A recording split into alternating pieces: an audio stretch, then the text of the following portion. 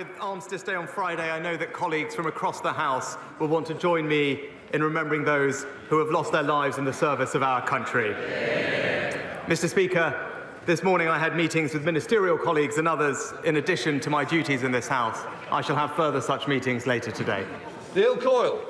Thank you, Mr. Speaker. The people I serve will, of course, be commemorating remembrance. Bermondsey was the original home of the poppy factory, providing work for injured veterans of the Great War over 100 years ago. But, Mr. Speaker, COVID restrictions were a necessary, if painful, experience. Across the country, most people made enormous sacrifices, like Charlotte, my constituents, and local councillor Lorraine, unable to see their mums in their final days. These people were betrayed by the Conservatives who parted their way through lockdown,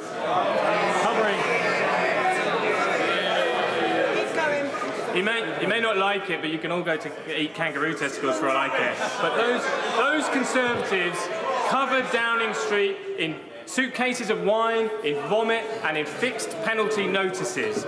Can this Prime Minister promise today he will use his power of veto to ensure that no one who received an FPN for breaking COVID laws is rewarded with a seat in the House of Lords? Well, Mr. Speaker, what I can say is that this government during COVID ensured that we protected people's jobs, that we supported the NHS to get through the difficult times, and that we rolled out the fastest vaccine in Europe. That's what we did for this country. Thank you, Mr. Speaker. I welcome the commitments made by my right honourable friend at COP27 this week.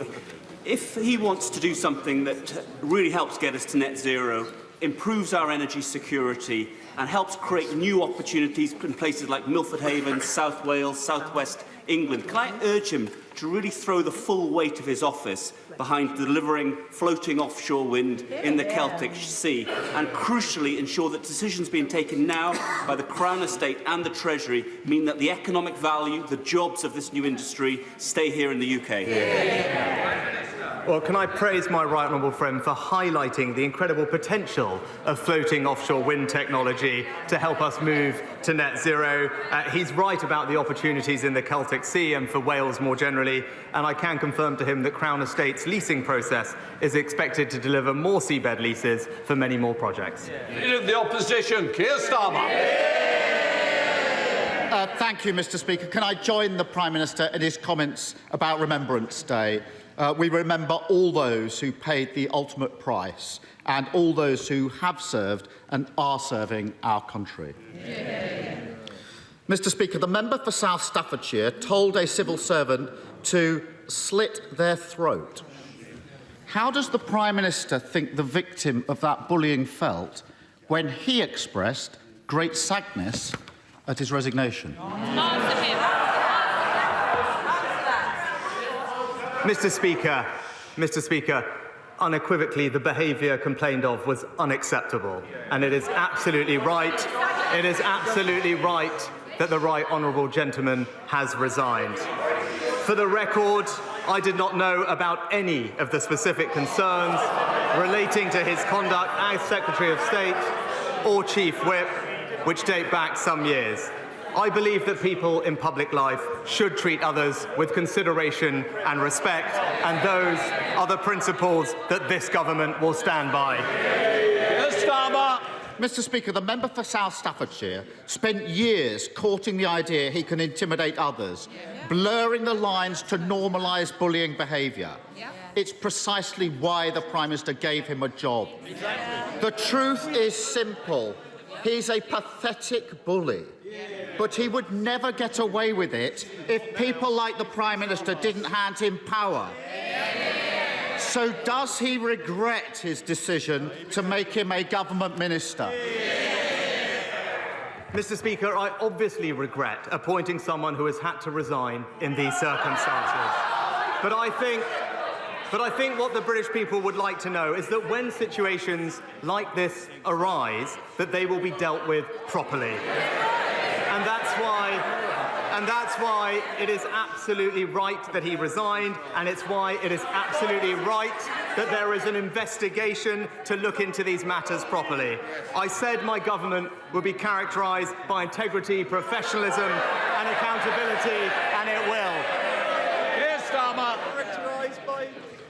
Mr. Speaker, everyone in the country knows someone like the member for South Staffordshire. A sad middle manager getting off on intimidating those beneath him.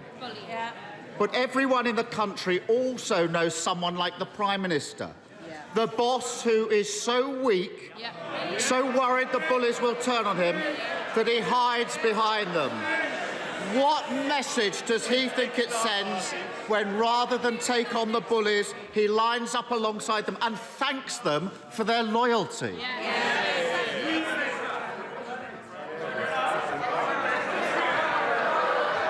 Mr. Speaker, the message that I clearly want to send is that integrity in public life matters. And that is why it is right that the Right Honourable Member has resigned. It is why it is right that there is a rigorous process to examine these issues.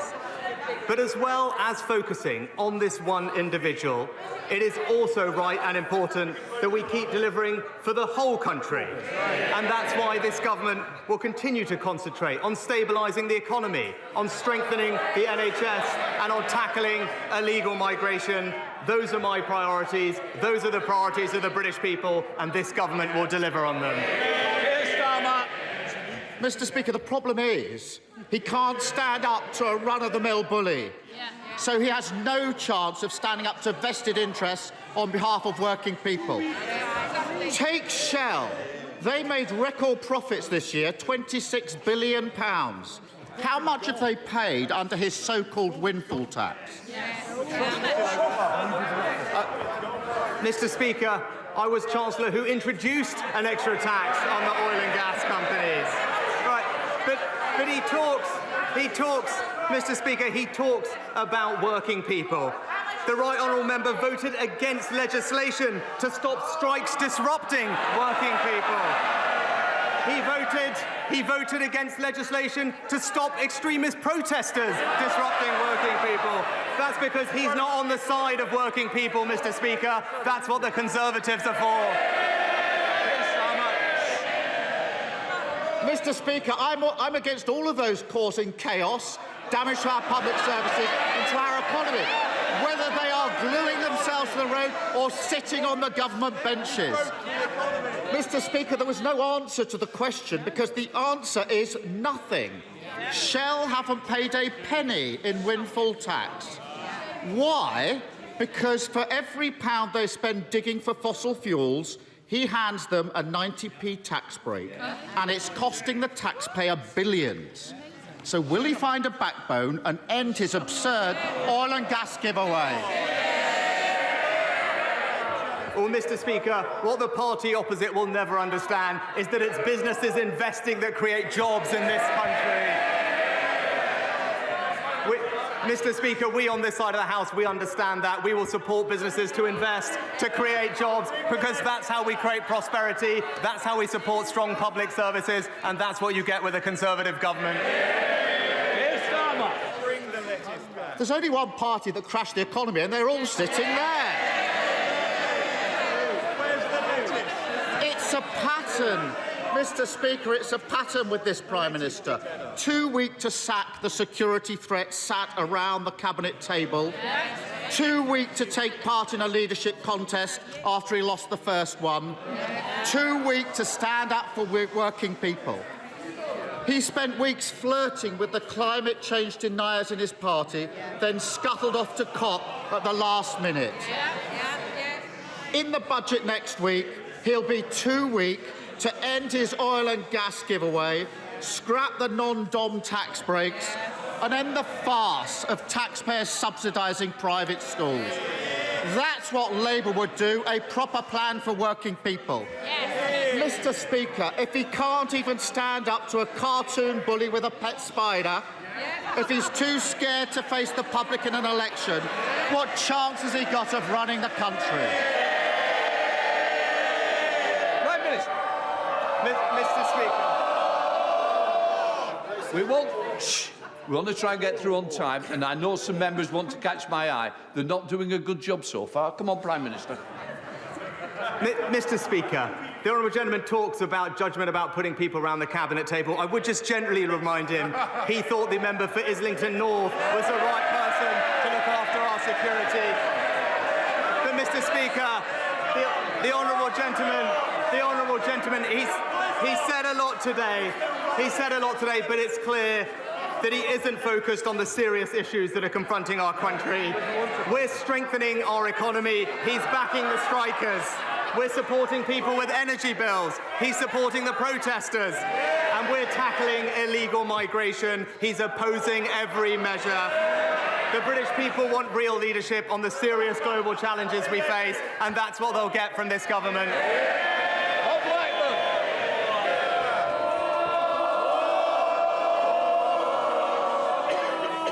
Mr. Speaker, 84 years ago today in Germany, hundreds of synagogues were destroyed, tourist schools were desecrated, thousands of Jewish businesses and shops were destroyed as well.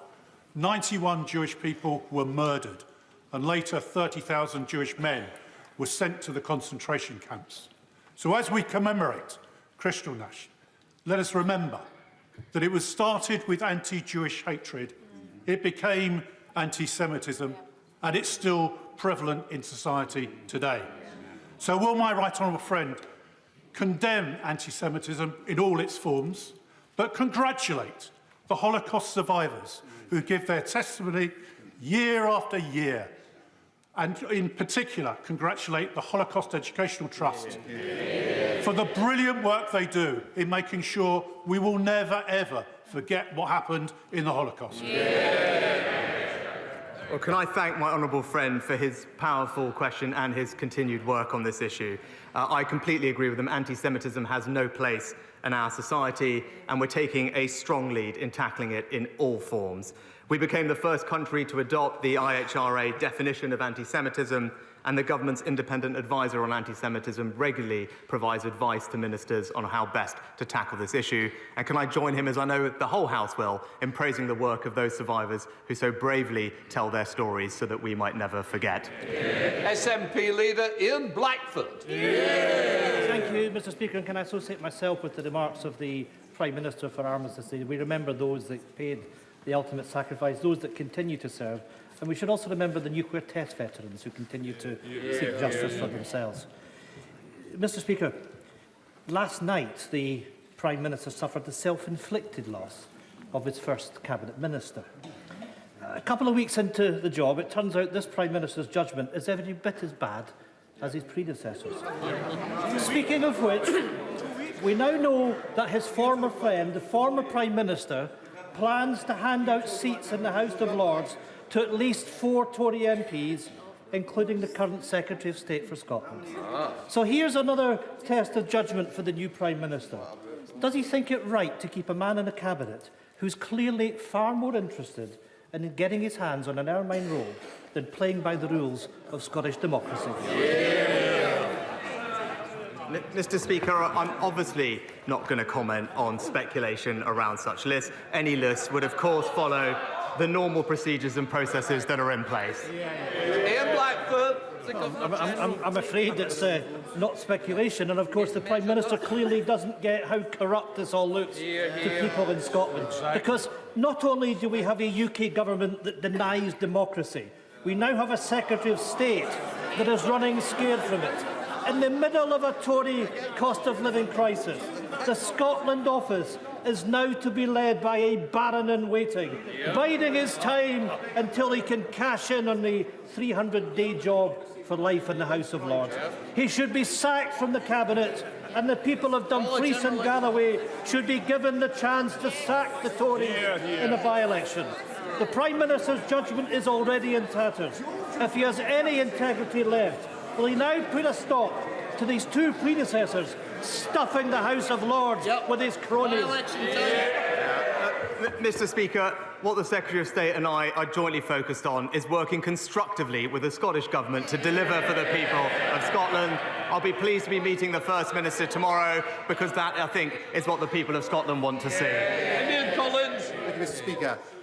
criminal gangs who are operating to bring people into this country in small boats, an issue that directly affects my constituents and folks in Hythe, are openly using social media platforms to recruit people to use their services.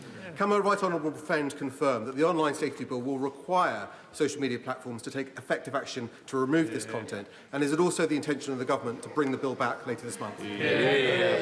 Well, can I thank my honourable friend for his work in raising awareness of this particular issue? He is absolutely right, and I'm pleased to give him the reassurance that the online safety bill will require platforms to remove and limit the spread of illegal content and activity online. Assisting illegal immigration is listed as a priority bill a priority offence in the bill, and we look forward to bringing it back to the House in due course. Savile Roberts. The Prime Minister is struggling to rebuild the Tories' ruined economic credibility after his predecessor scorned the Office for Budget Responsibility. But in a Bloomberg interview just last week, his Trade Secretary disputed OBR forecasts that trade will be 15% lower because of Brexit. Britain's economic prospects are worsened by being outside the world's largest trading bloc. That is a fact. So who does he agree with? The OBR or his Tory minister? Well, Mr. Speaker, one of the great opportunities of Brexit is our ability to trade more with countries around the world. And actually, I know the honourable lady will actually want to speak to many of the Welsh farmers who are enjoying selling their lamb to the new markets that we have opened up for them. That's what we'll get on and deliver. Villiers. Mr. Speaker, excessive housing targets are placing greater and greater pressure on councils to approve development which damages our environment. When the Prime Minister came to Finchley over the summer, he said he wanted to abolish those targets. Will he use the Levelling Up Bill report stage to bring forward government amendments to do that? Mr. Speaker, the government is committed to making home ownership a reality for a new generation, and we must build homes in the right places where people want to live and work. But, as the right honourable lady knows, and as I said, I want those decisions to be taken locally, with greater say for local communities rather than distant bureaucrats, and my right honourable friend, the Secretary of State, is happy to sit and meet with her to discuss how best to make this a reality. Mr. Speaker, does the Prime Minister remember back in February when he was Chancellor of the Exchequer, when I informed him that due to his incompetence in that job, the children in my constituency would go to bed that night with no food in their tummy and no heat in their homes? What is he now going to do as Prime Minister to make sure that in every community in our country, children aren't in that situation in this hard winter ahead? Well, Mr. Speaker, the absolute best way to ensure that children do not grow up in poverty, which is something that none of us want to see, is to ensure that they do not grow up in a workless household.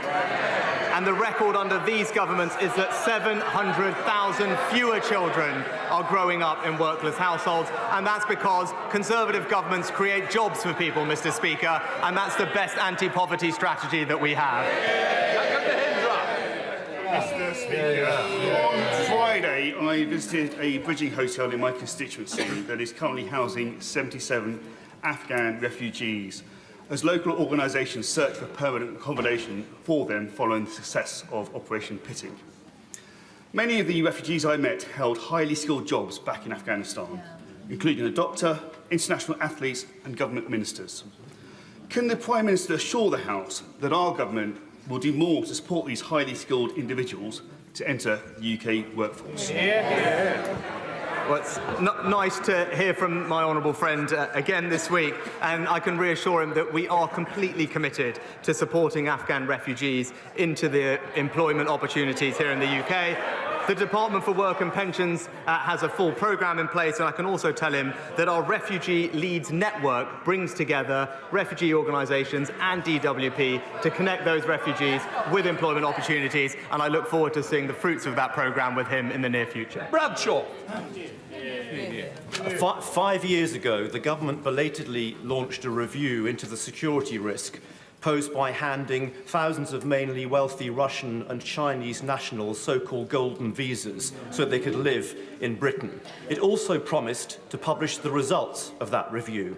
Why hasn't it? Mr. Speaker, we did indeed review and indeed end the visa that the honourable gentleman is raising. The Home Office is currently conducting the right way to replace that visa with something that is more sustainable going forward and protects our security interests. I'll be happy to have the Home Secretary write to him with an update on that process. Siobhan Bailey. Thank you, Mr.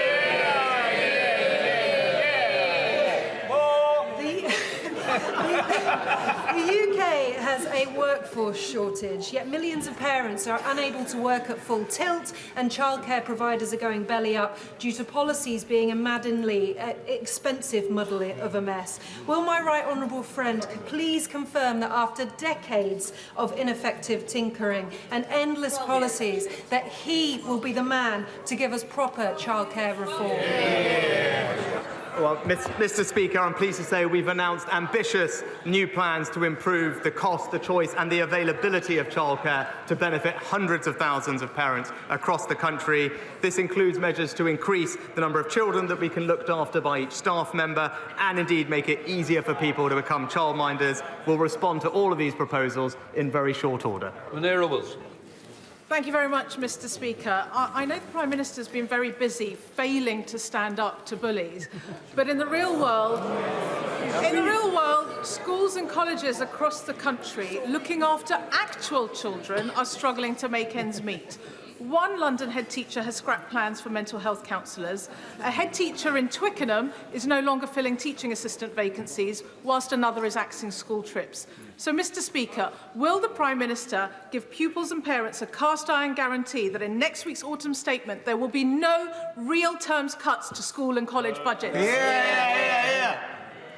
Mr. Speaker, we've significantly increased funding going into schools over the next 2 years, but on top of that, it was important to this government to help those children who left behind their education opportunities during the pandemic, which is why we invested £5 billion to helping those children catch up, including unveiling the most comprehensive programme of tutoring that this country has ever seen. It is closing the attainment gap and disproportionately benefiting disadvantaged children, and is something that I know all colleagues will get behind. Thank you, Mr. Speaker. Despite a productive meeting with the Immigration Minister yesterday, the Home Office continues to house over 400 asylum seekers in 2 neighbouring hotels in my constituency. It's clear from my meetings with GPs and Derbyshire Police that this huge influx of people in such a small area is putting local services under immense strain. Before services in Area Wash hit breaking point, will my right honourable friend commit to immediate reduction in asylum seekers concentrated in one place? And will he intervene to set a timetable for the permanent closure of accommodation centres at this location?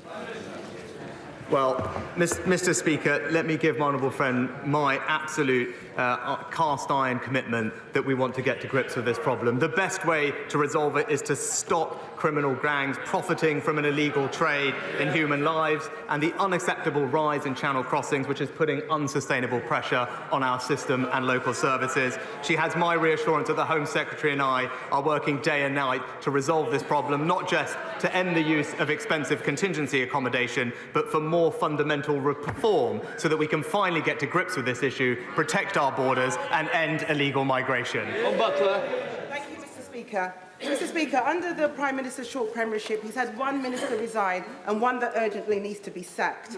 Can the Prime Minister clarify to the House and the rest of the country when the scheduled programme of integrity, professionalism and accountability will begin? Mr. Speaker, it's precisely because I want a government characterised by integrity, professionalism and accountability that the right honourable gentleman was right to resign, and it's right that we have an independent process. That's the type of government I will lead. When situations like this arise, we will deal with them properly, and that's what we have done. Ian Russell. Thank you, Mr. Speaker.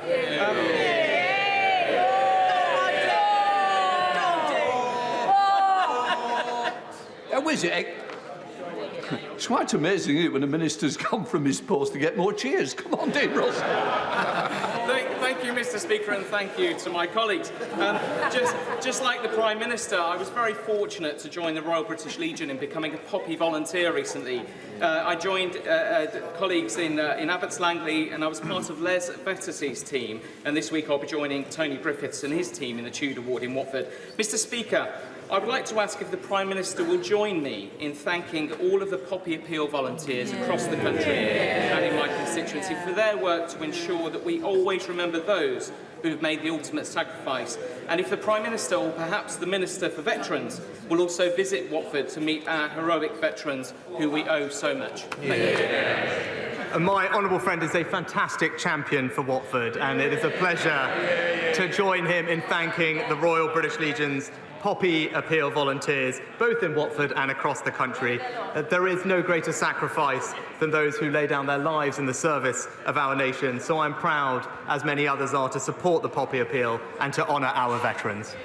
Carl Turner. If the Prime Minister or any member of his many households became unwell, would he start ringing the GP surgery at 8 o'clock each morning to not get an appointment?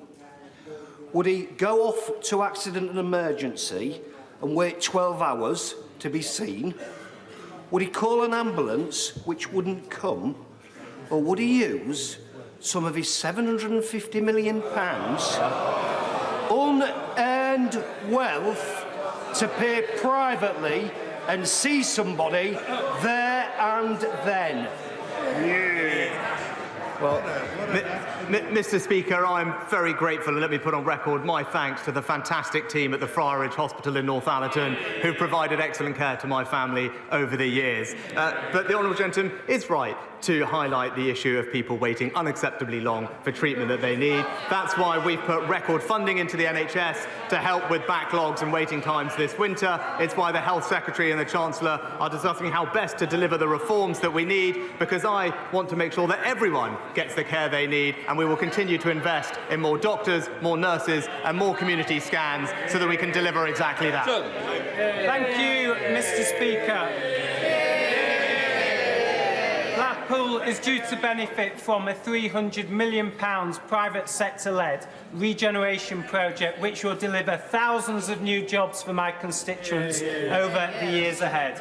To deliver this ambitious new project, we need support with a £40 million package of relocating the existing court complex which currently occupies the site. Various Secretaries of State have been very supportive of the project so far, so is the Prime Minister able to give me an update on when we can receive some good news about how we can get this project off the ground?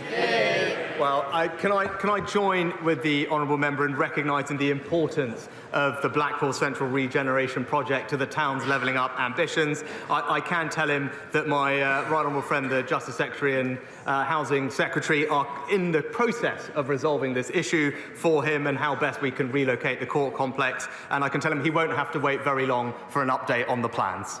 Come on. Thank you, Mr. Speaker. It is a critical time for our steel industry, hit by massive energy costs and low demand, at a time when we need to support our industry to adapt to build the green technologies that we will need. Does the Prime Minister agree that our sovereign capability and our national security is dependent on a strong UK steel industry? And if so, will the government not sit on its hands? And what is the Prime Minister's plan for steel?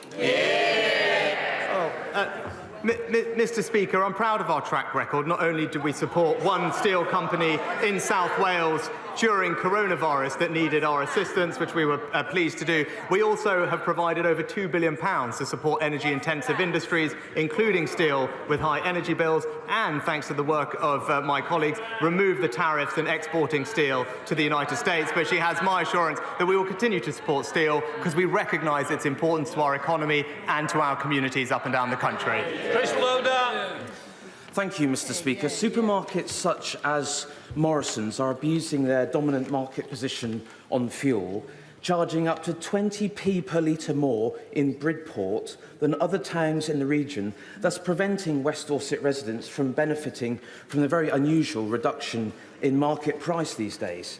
Will the Prime Minister agree to meet with me to discuss what action can be taken against these commercial predators who harm our local residents in this way?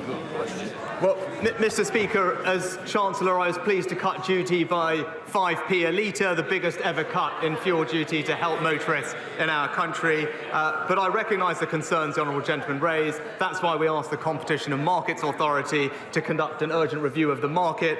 There are some actions to be considered coming out of that review, and I look forward to meeting with him and working with the CMA to explore its recommendations in more detail. Liam Byrne.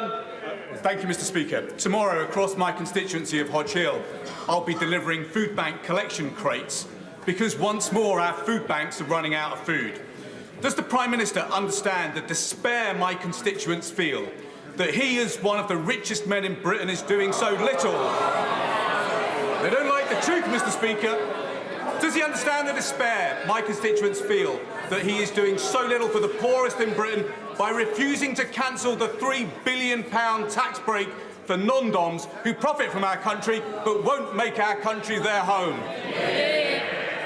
Well, Mr. Speaker, I'm proud of my and this government's track record in supporting the most vulnerable in our society, and that will always continue. And it is a bit rich hearing from the gentleman who, the first person who reminded us what happens when the economy gets crashed by a Labour government. That's no way to help people. We will build a strong economy. That's what enables us to support the most vulnerable. That's what enables us to support strong public services. Mr. Speaker, the British people are reliant on our party and this government to fulfil its promises on levelling up. Not just up and down the country, but sideways too. Does my right honourable friend agree with me that the Felixstowe and Harwich Freeport plan will be judged as an historic failure unless such a plan succeeds in levelling up a deprived ward that is in my constituency? And will my right honourable friend join me in Clacton to kick-start that plan? Also, Mr. Speaker, will my right honourable friend commit to coming to the tendering showcase currently in the Jubilee Room until 2:30? That sounds like a very appealing invitation, Mr. Speaker, but I agree with my honourable friend that levelling up has to deliver for communities in every corner of the United Kingdom, including in coastal communities in the south, Mr. Speaker. He knows I'm a champion of free ports, and I look forward to working with him to see how best we can realise their benefits in his area. That completes Prime Minister's questions. Those who wish to leave, please do so quietly. That is the end of PMQs. Rishi Sunak's third Prime Minister's questions. Not an easy one for him, facing tough questions there from Sir Keir Starmer over the resignation of Gavin Williamson just a few hours ago. And we're going to stay with proceedings in the Commons now because the Prime Minister is going to be making a statement on the COP climate summit. That said, he's not yet on his feet, so maybe we can chat to our political editor, Beth Rigby, for a few moments. He's got to his feet. We'll listen in and come back to you in a second. Okay. The statements. Sorry, Prime Minister. Oh, he's literally just said I'm glad you're back. Sorry? What's he saying? It can't relate to the PMQs. You didn't ask a question. We'll deal with it afterwards. Prime Minister. Thank you, Mr. Speaker. With permission, I'd like to make a statement on COP27, which I attended in Sharm el-Sheikh on Monday. When the United Kingdom took on the UK presidency of COP, just 1/3 of the global economy was committed to net zero. Today, that figure is 90%. And the reduction in global emissions pledged during our presidency is now equivalent to the entire annual emissions of America. Now, there is still a long way to go to limit global temperature rises to 1.5 degrees. But the historic Glasgow Climate Pact kept that goal within reach. And the whole House, I know, will want to join me in paying tribute to my right honourable friend, the member for Reading West, for his inspirational leadership as COP president. The question at this summit, Mr. Speaker, was whether countries would deliver on their promises. I'm pleased to say that our nation will. We have already cut our carbon emissions faster than anyone else in the G7, and we will fulfil our ambitious commitment to reduce emissions by at least 68% by the end of the decade. Now, I know that some have feared Putin's abhorrent war in Ukraine could distract from global efforts to tackle climate change, but I believe it should catalyse them. Climate security and energy security go hand in hand. Putin's contemptible manipulation of energy prices has only reinforced the importance of ending our dependence on fossil fuels. So we will make this country a clean energy superpower. We will accelerate our transition to renewables, which have already grown fourfold as a proportion of electricity supply over the last decade. We will invest in building new nuclear power stations for the first time since the 1990s. And by committing £30 billion to support our green industrial revolution, we will leverage up to £100 billion of private investment to support almost 500,000 high-wage, high-skilled green jobs. Mr. Speaker, there is also no solution to climate change without protecting and restoring nature. So at COP27, the UK committed to £90 million to the Congo Basin. As part of £1.5 billion, we are investing in protecting the world's forests. And I co-hosted the first meeting of our Forest and Climate Leaders Partnership, which will deliver on the historic commitment to halt and reverse forest loss and land degradation by 2030. Now, central to all our efforts is keeping our promises on climate finance. So the UK is delivering on our commitment of £11.6 billion. And to support the most vulnerable who are experiencing the worst impacts of climate change, we will triple our funding on adaptation to reach £1.5 billion a year in 2025. In Glasgow, the UK pioneered a new global approach, using aid funding to unlock billions of pounds of private finance for new green infrastructure. So I was delighted to join President Ramaphosa to mark the publication of his investment plan, which delivers on this new model. South Africa will benefit from cheaper, cleaner power, cutting emissions, while simultaneously creating new green jobs for his people. And we will look to support other international partners in taking a similar approach. We also made further commitments to support clean power in developing countries. This included investing a further £65 million in commercialising innovative clean technologies and working with the private sector to deliver a raft of green investment projects in Kenya. Now, Mr. Speaker, the summit also allowed me to meet many of my counterparts for the first time. With the Egyptian President, I raised the case of the British-Egyptian citizen Alaa Abd El Fattah, and I know the whole House will share my deep concern about his case, which grows more urgent by the day. And we will continue to press the Egyptian government to resolve this situation. We want to see Alaa freed and reunited with his family as soon as possible. With President Macron, we discussed our shared determination to crack down on criminal smuggling gangs. And I also discussed illegal migration with other European leaders too. We are all facing the same shared challenge, and we agreed to solve it together. And finally, I had good meetings with the new Prime Minister of Italy, the German Chancellor, the President of the EU, the President of Israel, and the leaders of UAE, Kenya, and Norway, as well as the UN Secretary General. In all of these discussions, the United Kingdom is acting with our friends to stand up for our values around the world, to deliver stability and security at home. Tackling climate change and securing our energy independence is central to these objectives. So even though we may now have handed over the presidency of COP, the United Kingdom will proudly continue to lead the global effort to deliver net zero. Because this is the way to ensure the security and prosperity of our country for today and generations to come. And I commend this statement to the House. Call the Leader of the Opposition, Keir Starmer. Thank you, Mr. Speaker. Can I thank the Prime Minister for advance copy of his statement?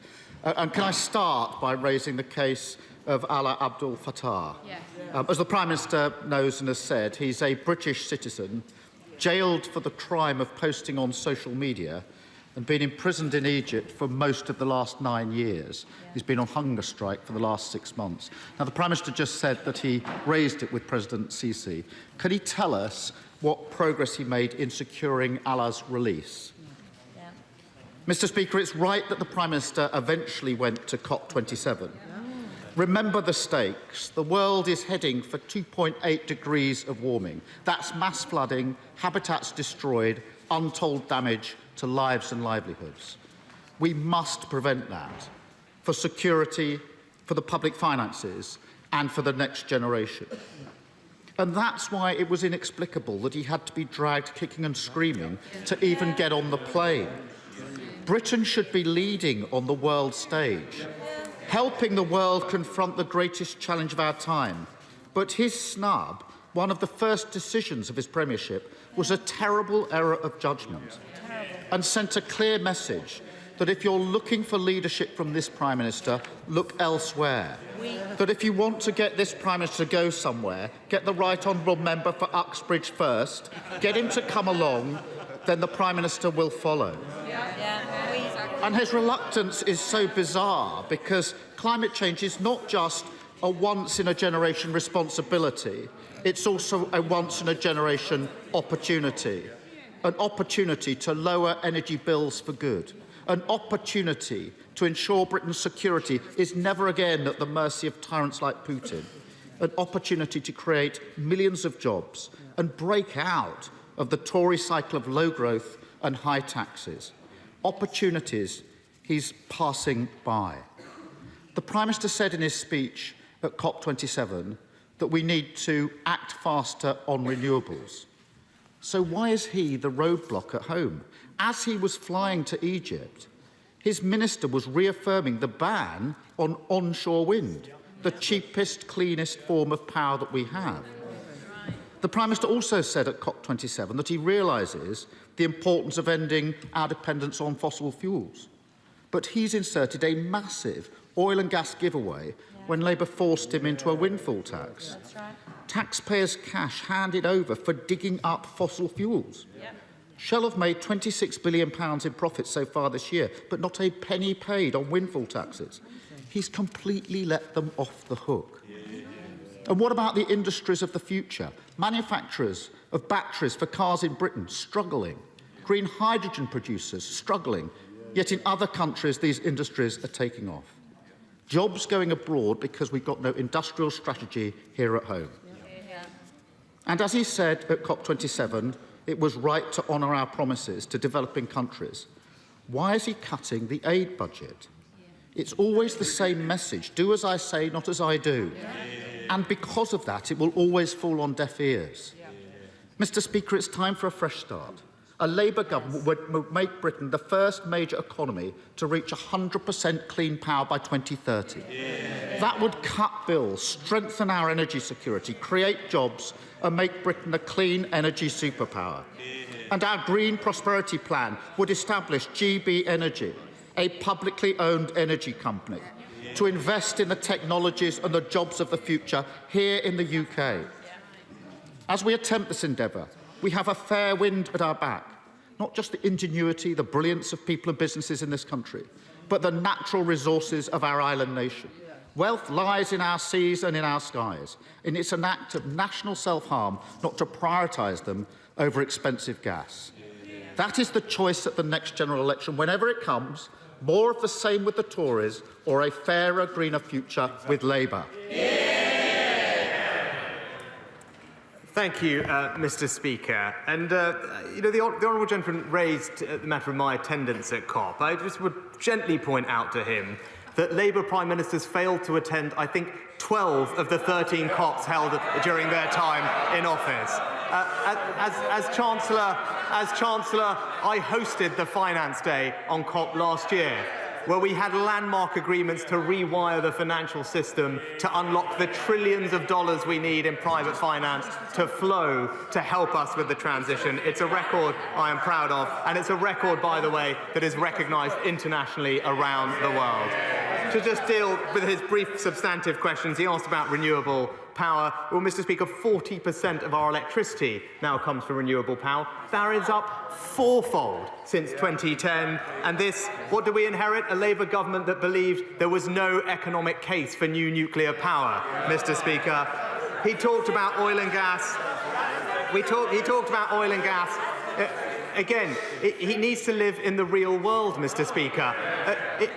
Oil and gas are going to be a part of our energy mix in the transition for the several years ahead, and it's simply pie in the sky to pretend otherwise. The Independent Committee on Climate Change has even recognised that, and the carbon footprint of having homegrown gas is half the footprint of importing it from abroad, so it is a sensible thing to do. But look, Mr. Speaker, our plan is the right plan. It's realistic, it's credible, it's delivering for the British people, as well as delivering on our climate adjustments. I think his own Shadow Chief Secretary described his climate plan as, quote unquote, a borrowing plan. And we know where that leads us, Mr. Speaker. It's not the right thing for the British people.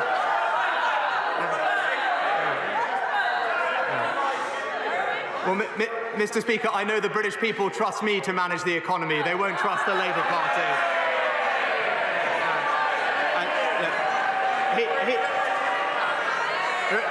He might be focused. In reparations around the world. We're focused on creating a strong economy here at home, and that's what we'll do. Theresa May. Thank you, Mr. Speaker. Can I welcome my right honourable friend's statement and also welcome the continued commitment that he and the government are showing to net zero by 2050 to tackling climate change. He's absolutely right to talk about the creation of high-skilled, high-wage green jobs as we green our economy. But people need to have the training and the skills and education to be able to take on those jobs. What are the government's plans in relation to education and training for green skills? My right honourable friend is absolutely right, and I thank her for her warm comments. I point her to our record investment in apprenticeships in particular, but also to the new lifelong learning entitlement, which acknowledges that people will have to retrain at any point during their life to take advantage of the new economic opportunities that are coming our way, and I'm pleased that we'll be rolling out that programme over the coming years. 2 minutes. Ian Blackford. Thank you, Mr. Speaker, and can I thank the Prime Minister for advance sight of his statement, and let me also welcome the Prime Minister's last-minute change of heart to actually attend COP27. But I'm afraid, whether he likes it or not, his initial instinct telling him not to attend will be long remembered and rightly remembered. It means he now has a major job in convincing people that he is truly committed to the challenge of climate change. And of course, that commitment starts with our own domestic targets, but it is vital that our collective commitment also extends to those in the global south. Nations and peoples are being damaged the most by a climate crisis that they have contributed the least to. These are the poorest people on this planet, and they always seem to be paying the highest price. That is why it is so right and so necessary that loss and damage was on the formal COP agenda for the very first time. I'm proud to say that through the leadership of our First Minister, Scotland has become the first developed nation to pledge finance to address loss and damage. And our country is now committed to a total of £7 million, a small sum in the scale of what is needed, but a powerful message to larger nations who need to follow that lead. Because we don't need to wait for consensus and a decision at COP. We can start funding loss and damage programmes straight away. So can I ask the Prime Minister if he will guarantee that UK overseas aid earmarked for climate finance will be spent within the 5-year timeframe as originally promised? And can he also guarantee that the total aid budget won't be slashed further in the autumn statement next week? And finally, in terms of the new Prime Minister's domestic targets on climate, will he honour the promises made to the North East of Scotland in carbon capture and storage? Will he commit to taking the Scottish cluster off the government's reserve list and fund it right now? Well, Mr. Speaker, I'm actually pleased that it was the UK that established a new Glasgow dialogue on loss and damage to discuss arrangements for funding activities to avert, minimise and address loss and damage, and those conversations are ongoing. With regard to our international climate finance pledges, as I said, we remain committed to the £11.6 billion. It is our intention to deliver it over the time frame that was originally envisaged. And with regard to targets, again, it should be a source of enormous pride for everyone in this House that we have decarbonised in this country faster than any other G7 country. And our targets are among the most ambitious in the world, and we have a credible plan to get on and deliver them. Philip Dunn. Speaker, can I congratulate my right honourable friend for his crystal clear commitment, both in Sharm el-Sheikh and in this chamber here today, to delivering net zero Britain. There is no doubt about that under his prime ministership. Now we no longer have the presidency of COP. which has been acting as a forcing mechanism across government. Can he clarify how he intends that his government will deliver our ambitious nationally determined contribution to reduce emissions across the disparate strands of government departments? Well, my honourable friend makes an excellent point, and I can assure him that though we are no longer formally presidents of COP, our leadership on this issue internationally will not waver, and he has my commitment on that. And I personally will drive this through government in conjunction with the Secretary of State for Business and Energy, indeed, and with our Climate Change Minister. But this is something, Mr. Speaker, that pervades all aspects of government now, and that's why we have to change our thinking on this. It's not the work of any one department or any one minister. If we're going to make this commitment work, we're going to all have to play our part.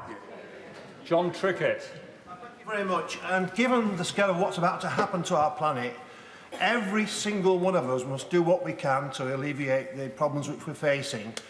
But the 1% richest people on our planet are responsible for the same amount of global emissions as the poorest 50%. Does the Prime Minister accept that unless we tackle the issues of social justice, we will not resolve the problems of climate change? And was he comfortable that one of the worst polluters in the planet, Coca-Cola, sponsored the recent meeting of COP? Well, Mr. Speaker, as we've been discussing, I believe we do have a moral obligation to help those countries with the transition to net zero, and I'm proud to say that we are playing our part in doing that. And it was great at COP to sit down with leaders from many of those emerging market countries that are benefiting from the investments from our country to help them with the transition, and they recognise the leadership role that we are playing. Greg Clark. Thank you very much indeed, Mr. Deputy Speaker. We need to create jobs and prosperity as we transition to net zero. And in battery technology, we're world leading in the research, but we need to manufacture batteries here. Now, given the concerning news about British Volt, will the Prime Minister and his colleagues commission an urgent review of how we can deliver the gigafactories that are necessary in this country in the short term to make sure that we have a continuing vibrant car manufacturing industry? Well, I thank my honourable friend, and I'm pleased to say I think it may have been his idea that we created the Faraday Battery Challenge, but I was pleased to support that as Chancellor with £200 million of funding. He's right about the importance of building a domestic gigafactory capability. I was pleased with the announcement from Envision and Nissan in Sunderland. There's more in the pipeline, and we have the Automotive Transformation Fund available to support those projects to build the vibrant ecosystem that he and I both want to see. Davey. Mr. Deputy Speaker, can I welcome what the Prime Minister said at COP, that tackling climate change goes hand in hand with lowering energy bills, improving our energy security and hurting Putin in his illegal war in Ukraine.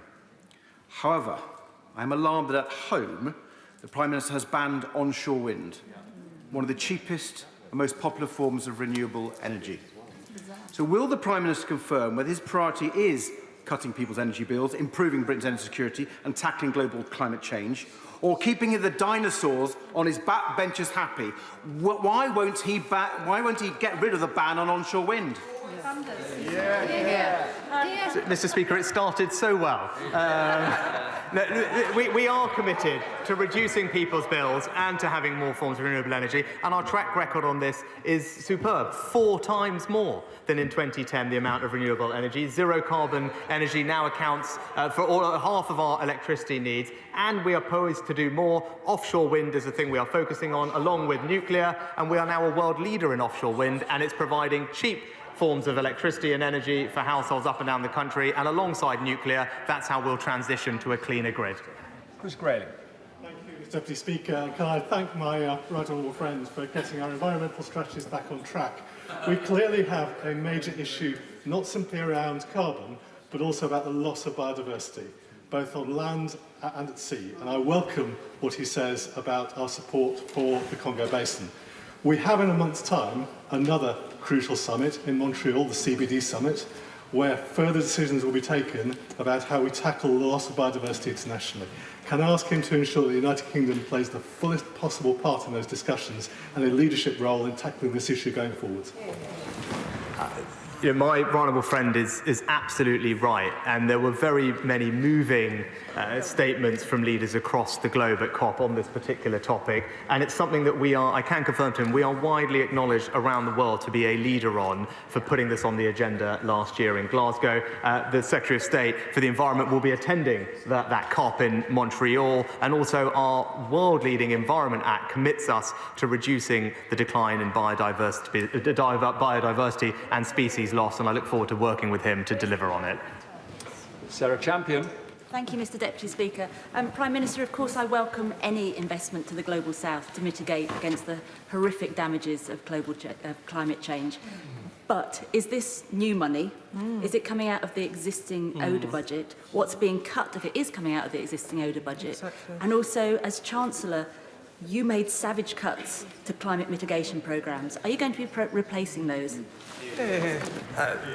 Mr Speaker, as Chancellor, yes, I did make difficult decisions to ensure that our public finances were on a sustainable trajectory. That's not something that I'm going to shy away from, because I think we've all seen what happens when the government doesn't command the confidence of the international markets when it comes to borrowing and debt issues. And I thought in that context it was reasonable to temporarily reduce our ODA budget until our public finances are in a better place, and that is a commitment that I stand by. But we are remaining committed to the £11.6 billion in international climate finance that we committed at the time, and those announcements have come from that budget, and it's very welcome that we're able to continue delivering that, even though we're facing some other difficult decisions on other topics. Teresa Villiers. The Prime Minister has emphasised the very substantial investment being made in climate-related measures, both at home and overseas, but will he share with me reservations about the idea of spending trillions more pounds on so-called reparations payments, as advocated by the opposition, at a time when the public finances are already in distress? Quite right. My right honourable friend is absolutely right. That is not the right approach, and it's worrying to hear the members of the party opposite suggesting that it is. What we are doing is fulfilling our obligations to help those emerging markets transition to a cleaner future, and we're doing that in a way that supports them, but also supports British companies who are able to provide those investments and create jobs here at home as well. Jeremy Corbyn. Deputy Speaker, I'm grateful for my continued rent-free tenancy in the Prime Minister's head. But if in future he could just let me know when he intends to speak about me, that would be helpful. That's the norm in the House. But could I ask him if he would take this opportunity to welcome the election of President Lula in Brazil and his commitment to both social justice and environmental justice, and confirm what the previous Prime Minister told this House, that no British bank or financial institution or company will henceforth be allowed to invest in fossil fuel extraction anywhere in the world as part of our contribution to bringing about net zero globally. Well, I thank the honourable gentleman for his question. If he could ask the Leader of the Opposition maybe to give me advance sight of his questions, I'll be happy to then let him know if I need to bring him up on questions of security. But look, I agree with him on the importance. I agree with him on the importance of ending international finance for coal-fired power plants. It was a landmark agreement that the COP President and the UK Presidency achieved at COP. 90 other countries have signed up to it at a minimum, and it's key. I'm keen to make sure that we deliver on those commitments and we push them through the international financial system. Speaking forward. Thank you, Mr Speaker. My Essex constituents absolutely get the impact of climate change because they saw it firsthand in those awful fires last summer. Many of them also get that unless we help other countries to mitigate and adapt to climate change, we will see even more unsustainable migration, and that will impact us at home. So it's great that my right honourable friend has reconfirmed our commitment to the investment amounts that we promised in Glasgow, that he has reconfirmed our commitment to deliver those on time, and can he confirm that we will continue to work with other countries to make sure those investments are made on time? Can I thank my We'll just dip out of the Commons there. Prime Minister Rishi Sunak taking questions following his statement on COP. But of course, preceding that was a rather combative Prime Minister's questions. The focus, the resignation of Sir Gavin Williamson last night, and we will have more on that. at the top of the hour. Do stay with us.